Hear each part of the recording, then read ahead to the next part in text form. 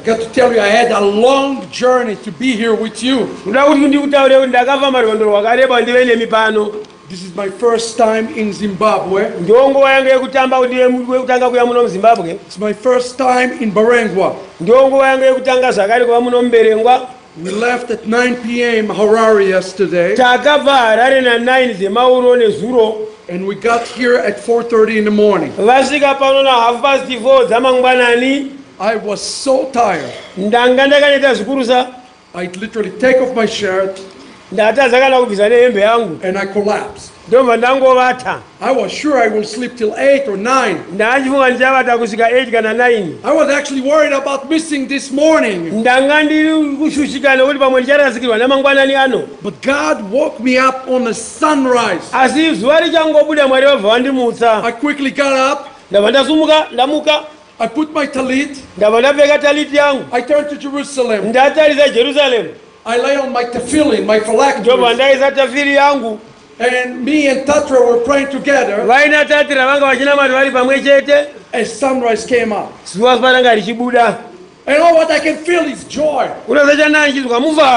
excitement, delight, happiness. I don't even have the words to describe the joy that I have to be with my people.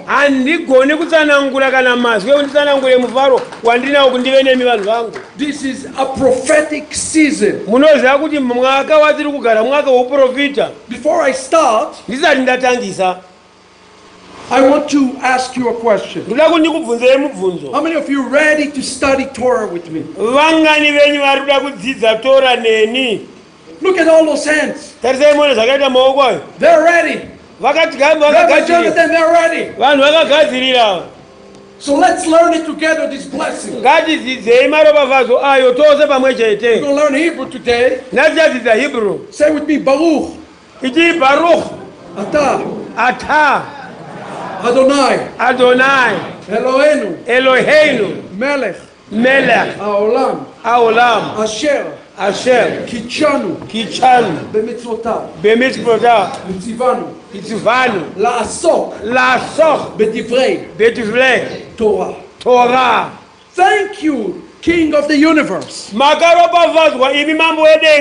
that you have commanded us not to study Torah, but to be in the business of Torah.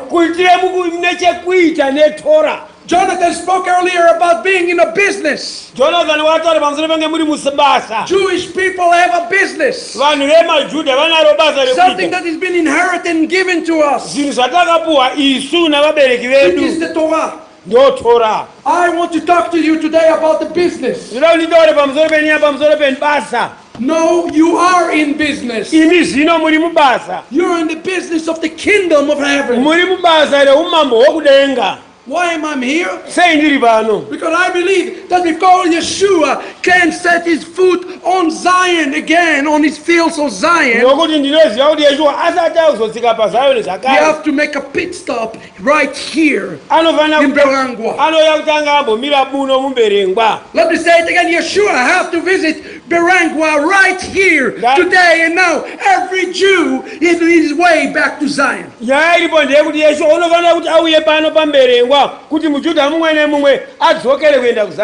I believe. Do you believe the prophets of Israel? Tomorrow, I am going to be dealing with prophecy. There are absolutely incredible prophecies about the Lemba people in the Hebrew Bible. But today, I want to talk about the business. Can we talk about business? You know, in Judaism, when you leave Shabbat, all what you do is talk about the business. We are in the business of the kingdom. I'm sending you a message This message is not just a message to the Lemba, but I believe it's a message to all of Africa. When Yeshua said the first will be last and the last will be first, I truly believe that he spoke about Africa. Rabbi Bernice and I have been speaking about this. And he said to me, can you believe this? And on what I can think, the Messianic movement here in Africa. We, the Lemba, will even leapfrog the Messianic movement in America. Mark my words. Mark my words, it is coming. Do you believe for that? I had a chance to spend a very prophetic week. But I have to deal with the term in the scripture that is called the fullness. In the Brit HaChadashah we read about 3 types of fullnesses. The fullness of the Jews, the fullness of the Gentiles, and the fullness of time. How interesting and prophetic it is. In the same week that the new man come to office, a Torah arrived to Harare. The same Shabbat. We have seen Lemba standing up. And let me tell you, America, can I testify about the Holy Torah? This Torah was given to my students. I have not opened this particular Torah for 3 years because it's a very special Torah for me. It's one that I don't give away. God woke me up and told me to bring this particular Torah to Harare. As you know, Jewish people read through the 5 books of Moses in a cycle.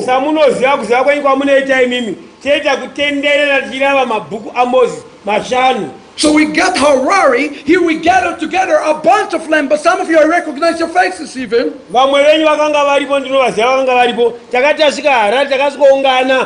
And we opened the Torah. Guess where we opened the Torah? To the Torah portion of the week. What are the odds that the book will be open to the exact same portion of the week? Not only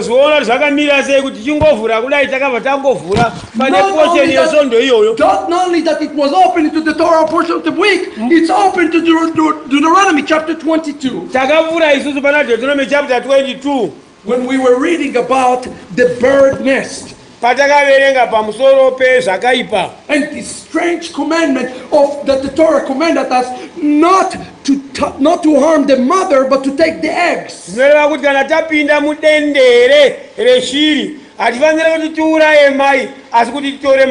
You see, in Judaism, the bird, it's also called a dove. And it represents the Messiah. And it says that in essence, when you take the eggs, you are awakening the mercies from heaven. And that's what we are called to do right now, to awaken something in heaven right here on earth.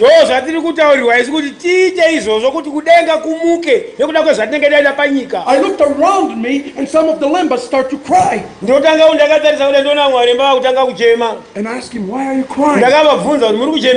Did you know, they said, you know, we have a secret song. We are called the children of the dove. How many of you know that here in Lembas? Raise your hand. That you call children of the dove. Friends, this is prophetic. The Lord opened and ordained this time and season. You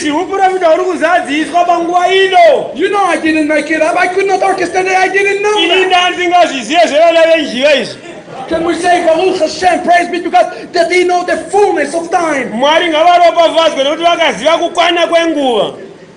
Anybody get excited? Amen. Did I get your attention now? Could it be that by awakening the Lemba, we are awakening heaven? I say yes, amen, and hallelujah.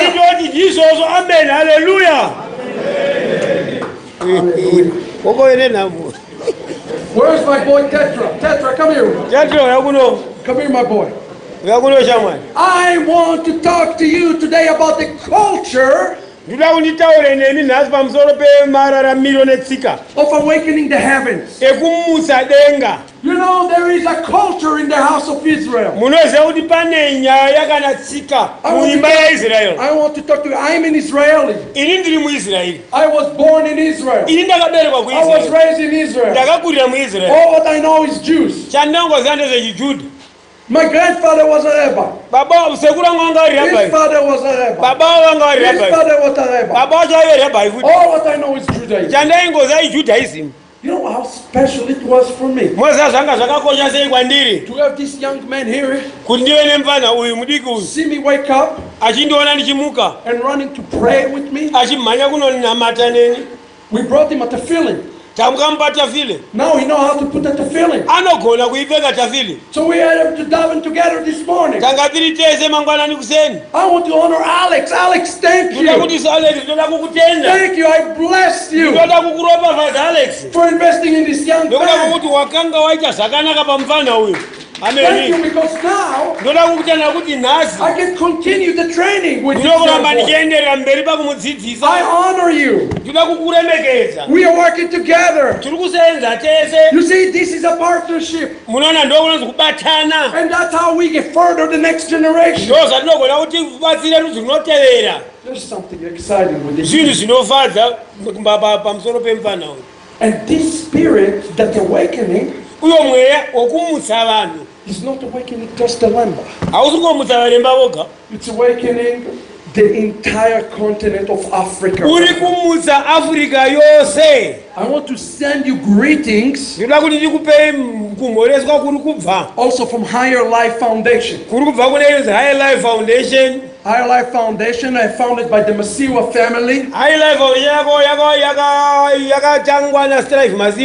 Are firm believers in the restoration of the Lemba.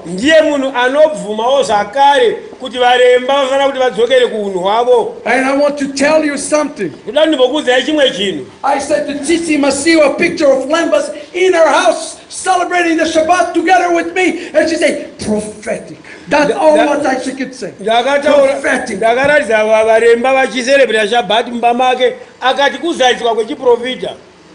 Higher Life Foundation has been working with us in unlocking the vision of awakening Africa right now. I'm a founder of a yeshiva. Yeshiva Shuvu, which means to be returned, to be restored. How interesting it is that according to some of your traditions, the Torah has been stolen from you. Well, I'm coming to restore the Torah. Because who is in the head of the Torah? Yeshua HaMashiach. So we launched this last week a program. And I'll tell you something, every Lemba that want to receive training can receive training free of charge from us. That's our investment in you. That's our commitment to you. We don't come here to you just with words. We come here with actions. So if you're interested to find out about this, talk to this young man. Because this is the future generation of the Lemba people. Hallelujah. Thank you. We have this thing available for you. I want to talk for a few minutes this afternoon about unlocking the vision. The Hebrew word vision is the word chazon. You know, you can look to the future. You can think about the future. But that's not a chazon. The Hebrew word chaza, it means to experience. Now, how can you experience the future? The future is the future and the present in the present. I want to talk to you about establishing the vision of Israel. The vision of Israel and the culture of Israel. It's the authenticity of Israel. Sorry? It's the authenticity of Israel. You can be 30% Jewish, 70% Jewish, or 100% Jewish. It does not make you an authentic member of the house of Israel unless you have the vision and the culture of the house of Israel. Who wants the culture of the house of Israel? Raise your hand. Hallelujah. Okay, you ready to be challenged then? Write yourself in your note. The culture of the house of Israel is a culture of Ahavat, Israel, which literally translates as love of Israel. What does it mean, love? It is speaking about the culture of honor. It is speaking about culture of honoring each other. You see here myself and Jonathan Bernice.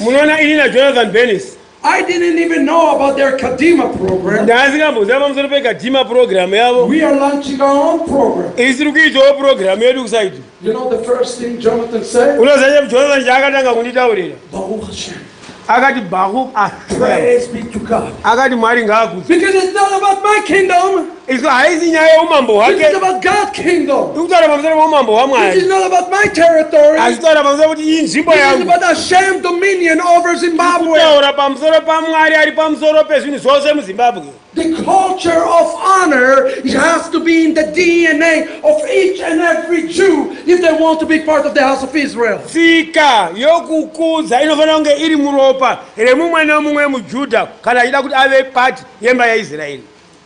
Can I hear amen?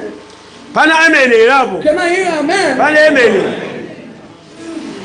You see, God has given Israel throughout our history a roadmaps again and again.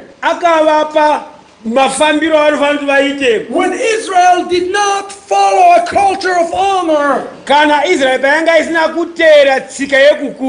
and not to put Rabbi Bernice on the pulpit on the top for a second, but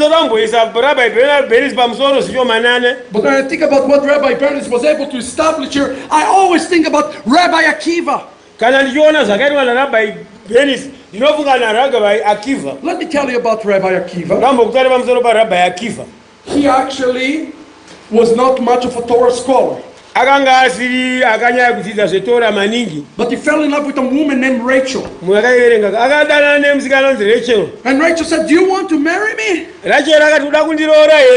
Go study Torah." Sorry? Go study Torah. And make many disciples. Well, he loved Rachel so much, he became the greatest rabbi of the 2nd century.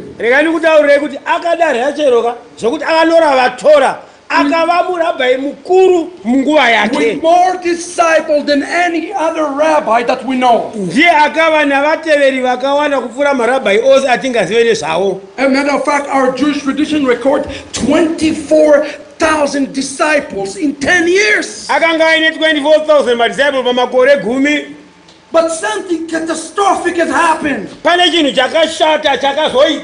A plague came upon them.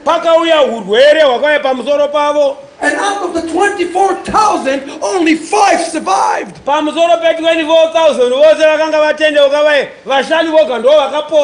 Do you know why the other were perishing the flag? Not because Rabbi Akiva was a bad rabbi.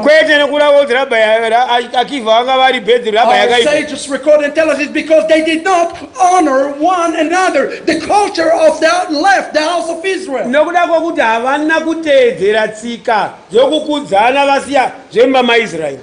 The culture of honor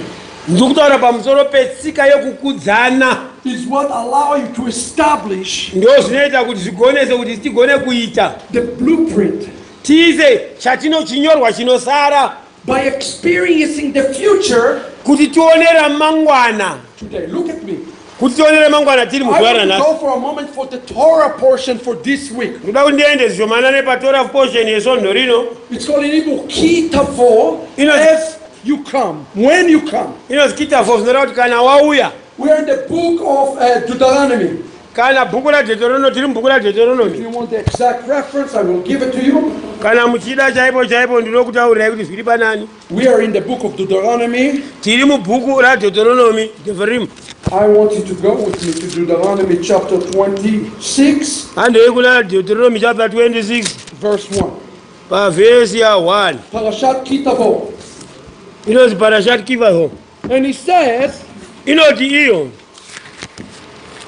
when you enter the land that the Lord your God is giving you as a heritage, and you possess it and settle in it.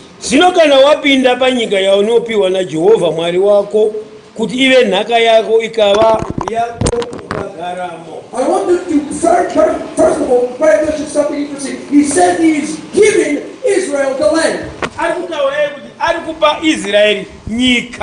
Well, in the next thing he said, I'm giving you something, but you must possess it.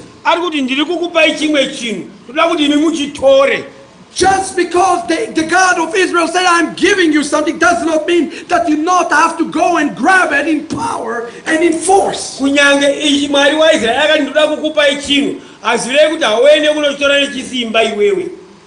A lot is giving to you, but now you have to reach out and grab it. And notice when he's telling that to the children of Israel, have they entered to the land yet? No, they are not in the land. But he's talking to them as they're in the land. The word in Hebrew, Ki Tavo, speaking in the future tense, present and future. He said to Israel, the future is now. The future is not tomorrow, the future is now. And you need to realize something, Lembas. The future of the Lemba people is not tomorrow, it's today.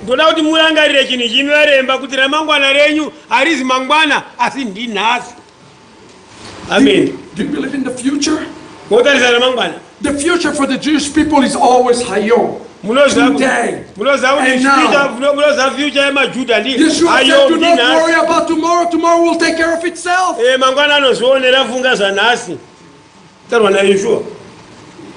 And here he's about to establish through the Jewish people the tool to allow them to realize the chazon as they enter into the land. You need to say, I don't want to talk about the past. I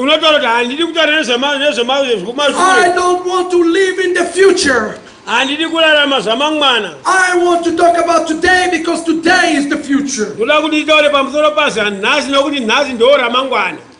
I want to give you this revelation straight from the Torah. Because I want you to notice what he's telling them to do. He said, I'm going to give you something, but you have to take it by force. In physics, the formula for force is force equals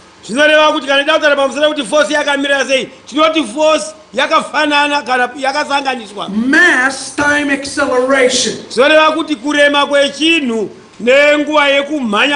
Yes, we are here, we are in body, there are a lot of body, but the question we need to ask ourselves, are we accelerating to receive the power?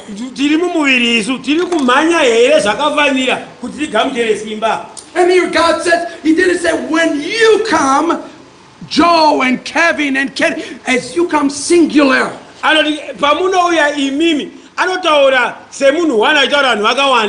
We are crossing over as one group of people, as one entity people. We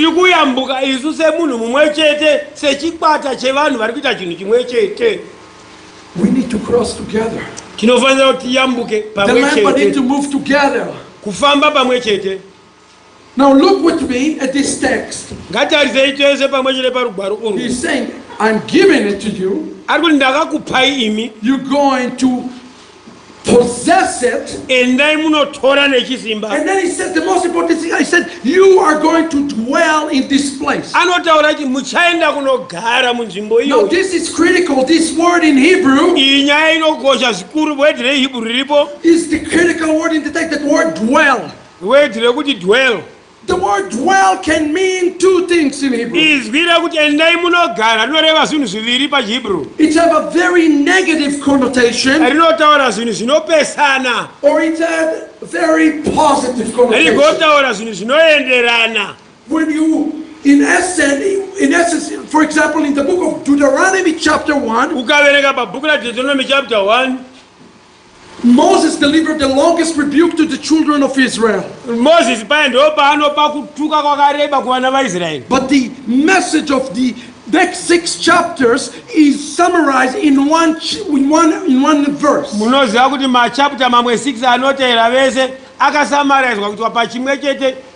here's what he says.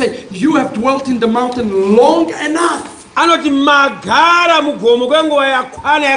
Turn and go.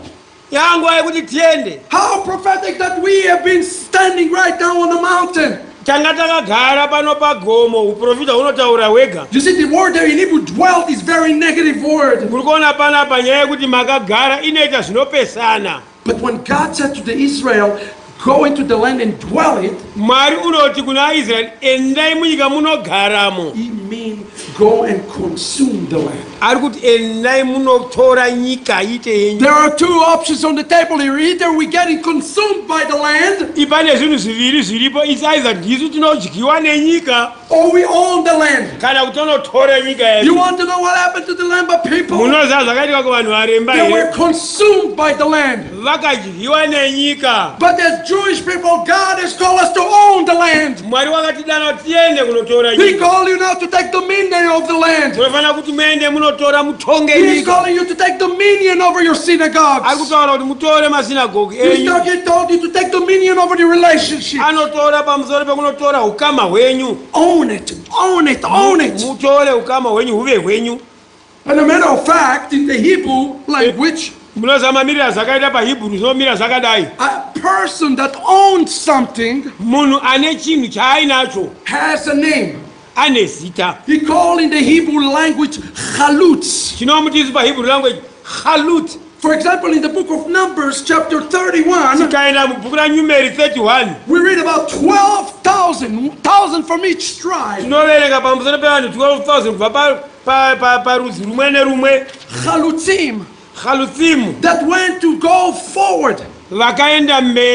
In the modern Hebrew language, the word chalutz means a forward, a striker in a soccer game. What the job of the striker is? To go out on the offense. To score the goal. To put the goal in the ball in the net. To be offensive. Israel called to be marching forward. He is calling you to march forward. Are you following what I'm telling you? Yeah. Let me tell you something about the history of the Jewish people. 1948, the land of Israel has been established. 1948, all of northern Israel up above the Sea of Galilee. Starting from the year, let's say, from the early 1800s to 48. 1948. It's a swamp. And as a matter of fact, it's diseased. The land is diseased. But God started to send Jewish people as chalutzim, as pioneers. And they have one focus on their heart, to restore the land. So what do? They start to plant eucalyptus trees by the thousands. And when they plant eucalyptus trees, God started to pull the disease out of the land. And the average life expectancy of every Jew in 1910 is 27 years old.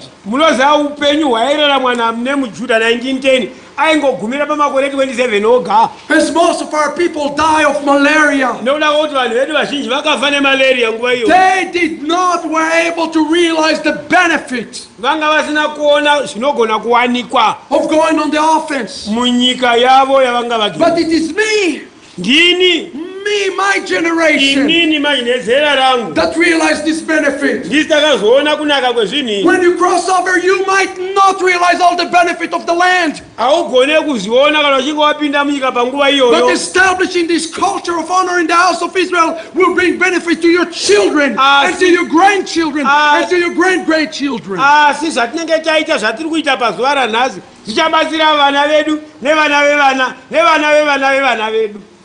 You with me?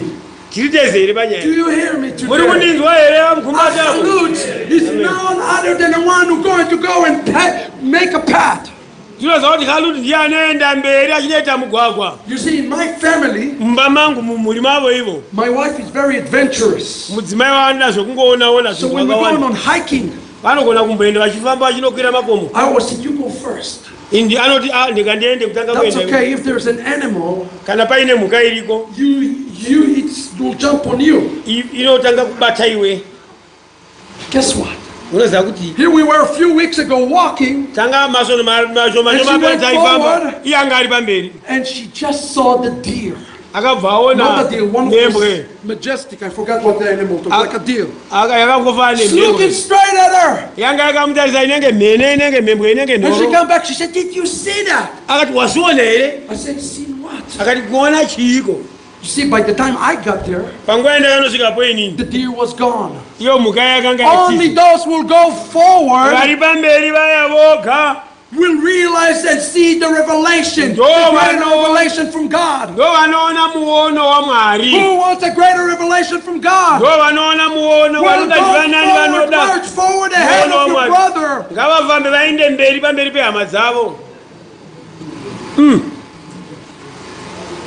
Israel have one tool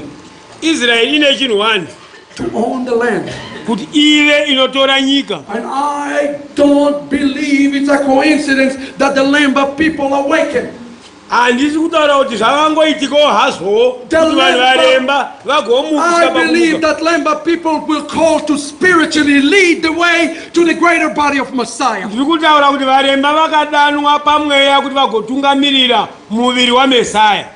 What is the tool that you have today? You cannot just march forward. You have to march forward with your brother. First, before that, when Moses tells them that they are being consumed by the mountain,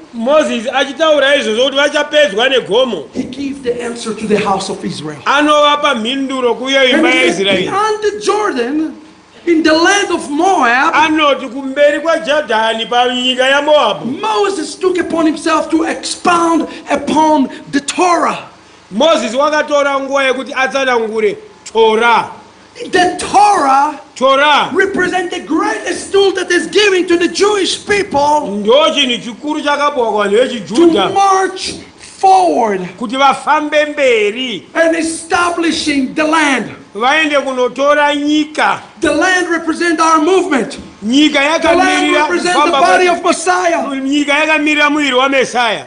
And he's giving us a great tool corporately. Wakatipa kuti batane pamwe chete. Do you realize that the Torah does not belong to any Jew exclusively? Munoziva kuti Torah haisi yemuJudha mumwe chete nje yangoti ndeyake yega. Because every Jew is called to be the holder of the Torah. Nokuda kwokuti muJudha mumwe nemwe wakadanwa kuti agova anobata Torah. The Torah represents a covenant. Torah yakamirira sungano. And as a matter of fact, in the Torah it's called a covenant of salt. Zvinotaura kuti Torah isungano yemunyu. Yeshua said if one loses his saltiness, zvinoreva kuti Yeshua anoti kana munyu he is good usazanake for nothing than to be thrown outside. hausina basa unoda kuraswa kunze. What was Yeshua talking about? Aitaura chiko Yeshua paitaura. He is talking about the covenant. Ari kutaura pamusoro pesungano. Your awakening means that God is about to restore you the greatest tool that has been lost, the covenant of Israel. Mwari pakukumutsai kwaari kuita ada kukudzosererai pakare pasungano yenyu yakanga yakarasika, sungano yaIsraeri. You see, Isaiah cried out. Munoona Isaiah wakachema. Isaiah 33 says, Isaiah 33 inoti highways are desolate. andaroti nzira dzedu Boy, I was thinking about the highway coming here. angaitaura pamusoro pemugwagwa waiuya kuno. Highway are desolate. andaroti migwagwa yamatongo. Travel has ceased. kufamba vanhu havachavambi. The covenant is broken. vanza kuti sungano yakapwanywa. And cities are despised. Sorry. Cities are despised. vandaura kuti mhodzi dzaakuraswa. There is no regard to humility. hapasisina vanhu vanozvininipisa. When a covenant is being broken, kana sungano ichinge yapwanywa, basically the highway cannot be established. zvinoreva kuti mugwagwa haugone kumiswa. But God said, I want to establish. asi Mwari unoti ndoda kuti ndigadzire. Now listen, this is a revelation from God. ndoda kuti muteererese izvi He zvinobva said, kuna I Mwari. want to establish this path with you. ati ndoda kuti ndigadzire chinhu ichi nemi. What is the meaning of the word Zimbabwe? zvinozvi Zimbabwe rinorevei. The word Zimbabwe in the house of stones. rinotaura kuti imba yamabwe. God is saying today, remove the stones. ari kuti bvisai mabwe ayo. Remove the old stones bvisai mabwe akare to establish the new stones. kuti muise mabwe matsva. And as a matter of fact, in chapter 27, tikaenda pachapter 27. I don't know, Troy, to keep it honest on the time. I don't know where I'm at with the time. 30 minutes? Beautiful. You'll see in 27 in a second, but look at me. And chapter 27 is look like as he talk about establishing the stones. ari kutaura pamusoro pekuisa mabwe. The entire plan is laid upon us in chapter 26 and 27 here. pachapter 26 na 27 ndo pane urongwa hwese pahwakaiswa. But before we establish the roadway of stone, we have to have the culture of Israel. tinofanira tisati taisa mugwagwa wamabwe tofanira kutanga taziva tsika namagariro. So God is speaking to them, say, you're outside the land. Mwari akutaura kwavo achiti muri kunze kwenyika. But I'm going to talk to you now as you enter the door. andikuda kukutaurire apo pamakupinda munyika. Friends, hama dzangu, if you want to be part of the house of Israel, kana muchida kuti muve chikamu chemba yaIsraeri, at some point we got to take the training wheels off. zvinofanira kuti timbobvisa mavhiri. If you want to say you are a Jew, kaida kuti utiwo uri muJudha, you have to act as a Jew. unofanira kurarama And he's semuJudha. giving us here 4 principles immediately. ari kutipa zvinhu zvina zvatofanira tiite pakare I pakare. don't want the land to possess me. I want to possess the land. handidi kuti nyika igonditora, inoda kuti nditore nyika ini. So look at the principle number 1. He says to the children of Israel. ngatitaurei chaanotanga kudzidzisa chokutanga I am in verse 7. pavhesi Those yechinomwe. are prerequisites before establishing the foundation. Write yourself down. Principle number 1, repentance. Look what the children of Israel did. 26:7, they say, we cry out to Adonai, the God of our fathers, and the Lord heard our plea, and He in our oppression. This word in Hebrew, nitzak, it's much greater than the word cry. We shout in the heaven in repentance. Beloved, we need to repent. We need to repent to each other. And we need to repent to the heavens. The reason that this calamity has come upon the Lemba people is because some were down to generation. There has been a generation that betrayed the God of Israel. How blessed are you that you live in a generation that can rectify the sins of your forefathers. How blessed are you?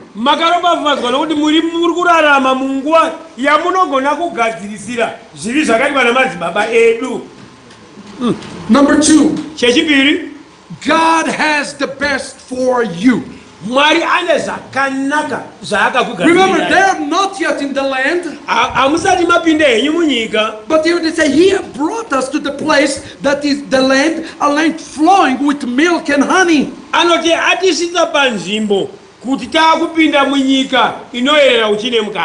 Unlocking the culture of Israel means that you have the expectation of Israel.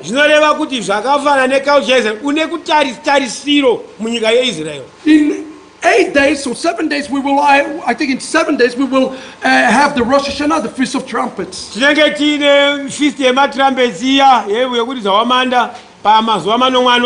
What do we pray straight from the Torah? May we be the head and not the tail. In the name of Yeshua, we speak over the Messianic community. And we say we will be the head. We will not be the tail. We will lead the body of Messiah. We will lead the Messianic revival. We will be those on the head who lead the highway to Zion. Are you with me? This establishing a culture of honor. Number 3, we're talking about owning it. Now I'm going to really challenging you. Who want to own this great land? Who want to own your ministry? Listen to what God says. And you shall enjoy together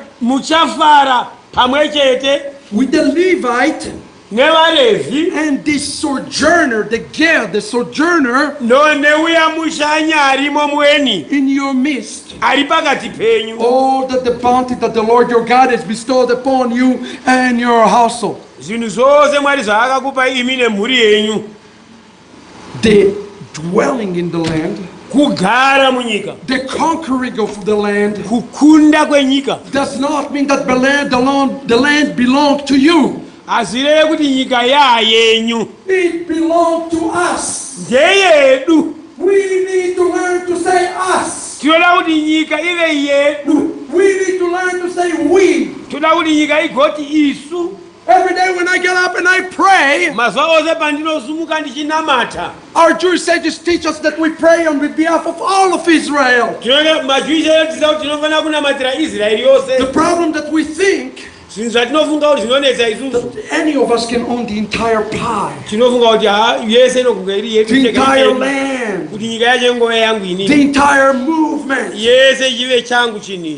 You know what the Torah says about this? In the book of Proverbs, it said one who ate too much honey andora kuti uchi wakanya kuandisa he will vomit on that. ukanya kudya maningi unopezera warutsa ukadya uchi wakawanda. Rejoice in the portion that God is giving you. unofanira kufarira pawakapuwa mugoyo wakapuwa namwari. In the house of Israel he gave the portion to the Kohanim, the high priest, zvinoziva kuti vana vaIsraeri vaipawo chidimbu kubva kuvaprista, to the Levites, vachipa kuvaRevhi, to the rest of Israel, vachipa kune vamwewo vana vaIsraeri, and even to those who have been grafted into the house of kune Israel. vamwe vaya vakaiswawo mumba maIsraeri. I am urging you today, ndinoda kuti ndikukurudzirei pazuva ranhasi, do not try to conquer the land all by yourself, musade kutora nyika kuti gowa yako wega iwe, or think that you own kana kuti ugoti iwe ndeyako. the Messianic movement. Can I be honest? kuno ugoti Messianic movement ndeyangu ini.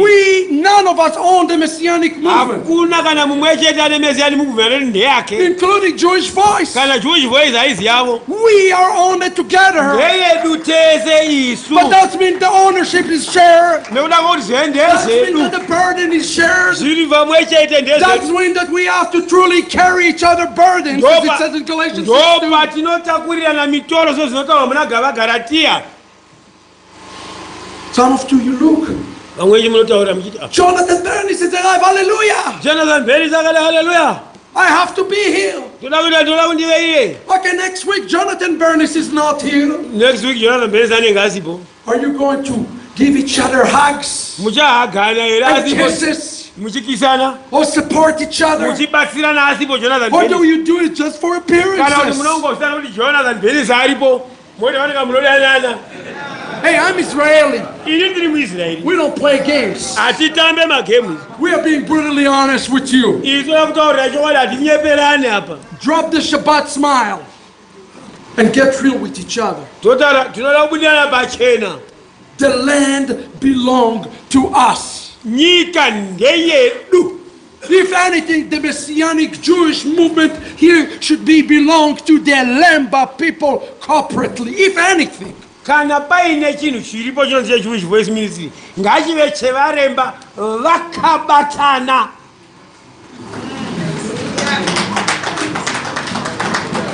Who are we? tiri vanani? Can we own it together? Can I hear amen? panaita amen here apo. In a minute we're going to start really praying for each other ministries. toda kutanga kunamatira maministry evamwe. We need to find each other and say, come on, brother, come on, sister. How can I help your ministries to go to the next level? tinofanira kutsagana nekubatsira kuti hai ndingakubatsire sei kuti shumiro yako iende mberi. That's the culture of honors. ndo zvinoita izvo tsika yekutukudzana. I tell you, Jonathan Bernis has been honoring us. ndoda kundikudzira Jonathan Bernis anga achitikudza. And he lifted our burdens. akasumudzira mitoro yedu. So when we stood before the Torah, patakamira pamberi peTorah, we honor Jewish voice. tinobva takudza Jewish voice. I didn't bring the Torah. handisi ndakaine Torah ini. Sure, I bought the Torah. shure yakatenga Sure, I Torah. carried the Torah. ndakataura Torah. We brought the Torah. but takaunza Torah. Because we have a shared destiny. nokuda kwokuti tiri We have kugoverana. a shared tiri destiny. kuenda tiri kugoverana. Do you have a shared destiny with your brother? muri kugoverana here nehama yako ramangwana. This is the culture of Israel. iyo ndo culture yaIsraeri iyoyi. Number 4, chichechina verse 10. pavhesi 10. Are we being challenged today? pane zviri kutinetsa here mazuva zviri kutishungurudza kana zviri kuti Maybe a little offended? pane agumbuka. Good. zvakanaka nowatsamwa right. In verse 10, God says, pavhesi 10 mwari as anoti soon as you have crossed the Jordan. anoti kana muchinge mabira rwizi And I Jorodhani. like this fact we say as soon, immediately. anoti muchangobira rwizi Jorodhani. Again, what Zimbabwe is called? I'm telling you, this is a prophecy. ndatini Zimbabwe inombonziko The house of stones. imdzimba dzamabwe. This is the Torah portion for this week. iyo Torah portion yesondo rino. As soon as you cross the Jordan into the land, vari kunzi kana muchinge mangopinda munyika you are to set up a large stones munofanira kutora mabwe amunoita shongwe. and coat them with plasters. moita shongwe. You cannot have empty stones. munotora mabwe. They need to be the real thing. In America, when you build a road, when you build a house, you have to have the name Acme brick. It's a special brick. Why? Because it has to be authentic. God is looking to the land, but to be authentic. Reflection of the house of Israel. And God is said to them exactly in the next verse what to do with those stones. Remember I told you that there's the superpower, the super tool God is giving us? He said, inscribe upon those stones the word of this teaching. When you cross over and enter to the land, the Lord your God is giving you. This word teaching is the word Torah. God said, you will stake the land. You put stakes in the land. You know, when we enter a Jewish home, we put on the doorpost a mezuzah. A mezuzah. That's exactly where we're seeing it, right here. We own the land. When you put a mezuzah on your door, you're saying, I own this property. Next time I'm coming, we'll put mezuzah on this synagogue.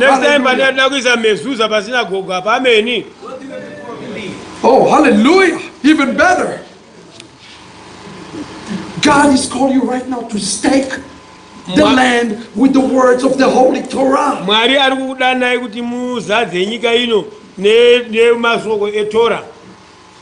And look what he said in the very next chapter. And it was, and I'm paraphrasing from the Hebrew, it was in this day when you crossed the Jordan. He is repeating what he said in 26, and you're written at all the words of the Torah upon this. I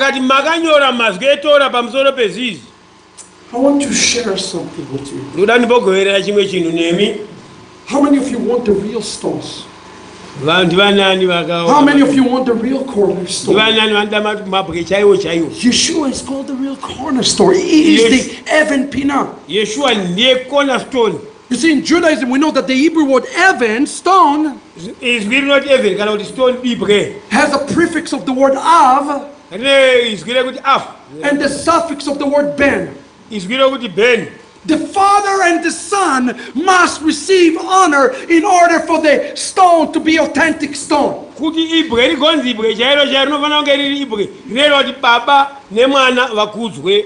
Do you know how they build roads here in Zimbabwe? I had the pleasure of seeing that to my own two eyes.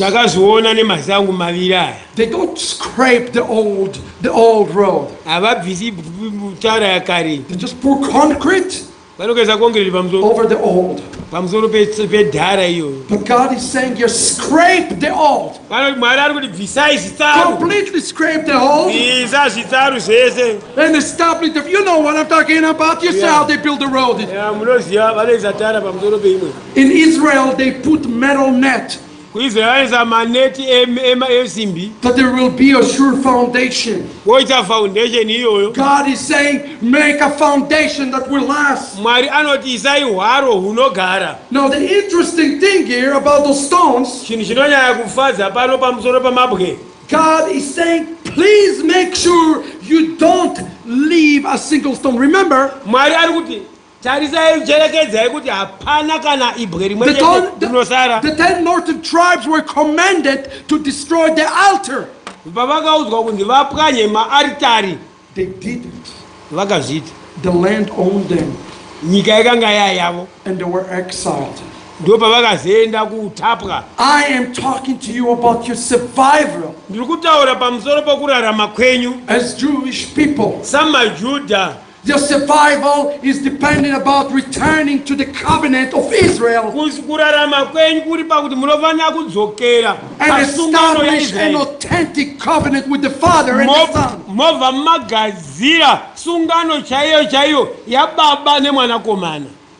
Let's see something in conclusion. In Hebrew, one of the worst sin a person can commit is evil, is the speech of the tongue. It's called in Hebrew, Lashon Hara. A person who speaks against somebody receives something that is called leprosy. Leprosy in Judaism is a spiritual condition, not a physical condition. It is not something you can put makeup and cover.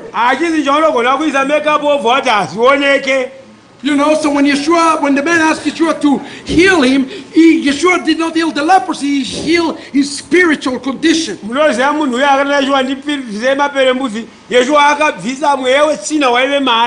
When Miriam spoke against Moses,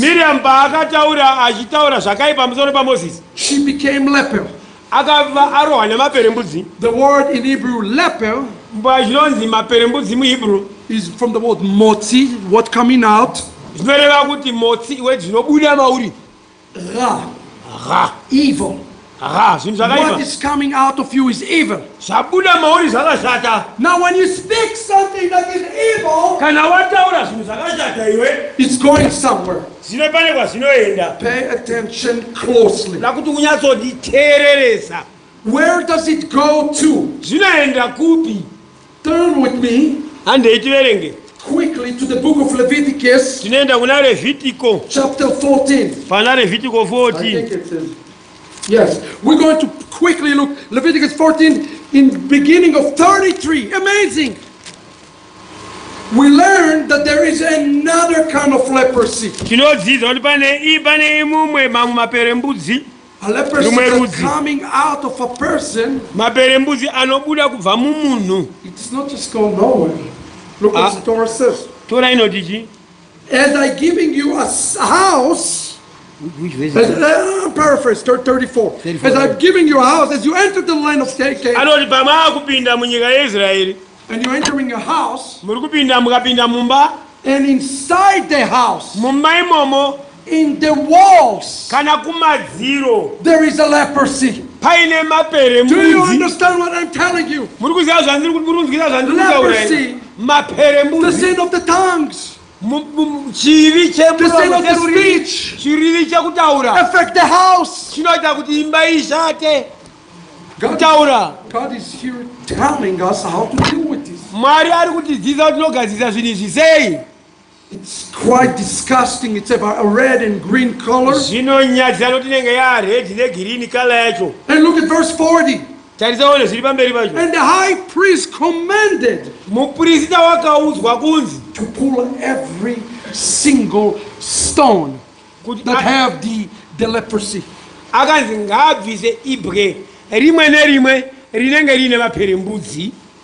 And then it says that if it's not enough, you have to go through this entire process again and again and again.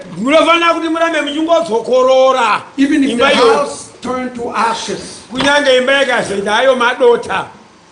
God is commanding us to remove the stone in the Torah portion this week. But I sense in my spirit there is a specific stone that needs to be released. Because he wants to establish the house of stone in Zimbabwe with the Lemba. And by the way, how is he purified the house? How is he going to look at verse 49? He's going to take the birds. Who are the people of the birds? That is the Lemba people, beloved. We want to use you to purify this land from the words that have been spoken over this land, the covenants that be made over this land,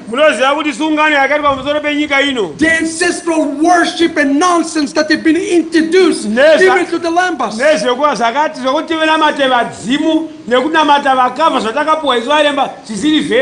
I couldn't believe how many Lambas follow Islam. I was stunned. You imi are called magadanwa to purify this land. kuti mugadzirise nyika ino. You are called to establish the house of Israel here. Imi magadanwa kuti muise imba ya Israeli But that means today that we have to do two things. Establish a culture of honor through repentance. Understanding that God has the best for us. And ultimately tearing down the stones. And the foundation. I will tell you, my plan is not to come to the land but to make them Christians. You need to become Jews. Live as the Jews. Honor each other as Jews. Have the culture of Israel. But we must remove these stones. We must remove the raw stones from our synagogues. Don't make God destroy them. Because He will. Make a teshuvah today. Cleanse our lips today. Repenting from thinking that the synagogues belong to us. They belong to the entire community, not to a single individual.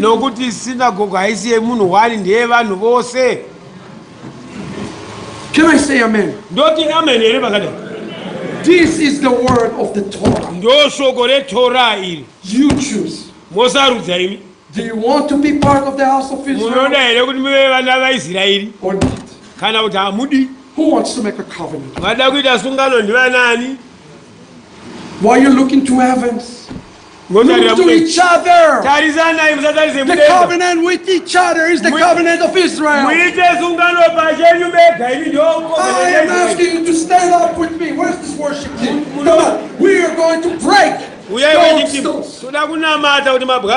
mess around. Don't mess around right now. Get up. Get up. Believe right now. This passage comes to my heart from Ephesians chapter 2. That the house, the bricks have to join fitly together.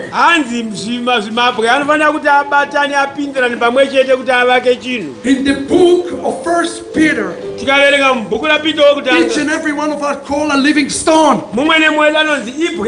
Some stones even in the room here have been plagued by leprosy. But you get it? If one stone plagued with leprosy, the entire house is infected in leprosy. So how many of you love your brother today? I'm going to ask you to do the most humbling thing. If you committed the sin of leprosy in the house, I'm asking you to be brave. Be brave right now. If you love the house, if you love God, if you love your neighbor, I'm asking you to go today. To somebody, listen, we're the season of Teshuvah. We need to repent to one another. We need to repent and cry to God. God wants the old stones to be taken out in the name of Yeshua. Yeshua. I'm calling on the angels. I'm calling on Michael, Raphael, Gabriel, all the angels of Yeshua HaMashiach. Come and speak right now to the crowd. Amen. Right now, I want you to go. Go. If you committed a sin, a mistake, intentional or unintentional, come back.